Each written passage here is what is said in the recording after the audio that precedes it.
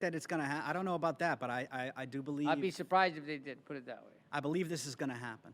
I believe It would be great. I believe that Saudi Arabia is going to get involved, and then the dominoes are going to fall. Well, And then I believe that Gaza will be rebuilt by that particular portion of the international community. right. But I don't think you're ever going to see hot any pick. ability to attack Israel ever They're again. not going to from the let that Gaza happen. Strip. No. And so the rumblings I hear of a potential peace deal Yeah. are that from the four Arabic countries would take control of Gaza and rebuild it. Yep. There would be immediate release of the hostages, immediate ceasefire. There would be a recognition of a Palestinian state within the West Bank. Okay.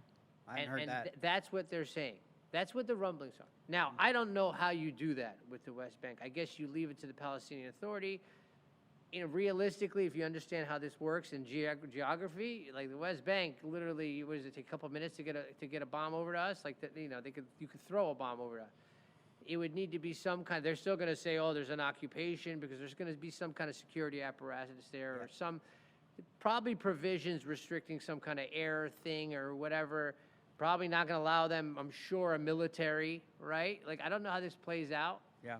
But if it does play out, it would be incredible, and also, I don't know how this can play out with the regime is still an issue in Iran. You still have an issue. Are they just going to say uncle now?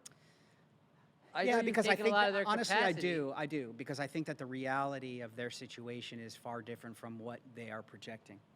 I think That's for sure. I think they're limbless now.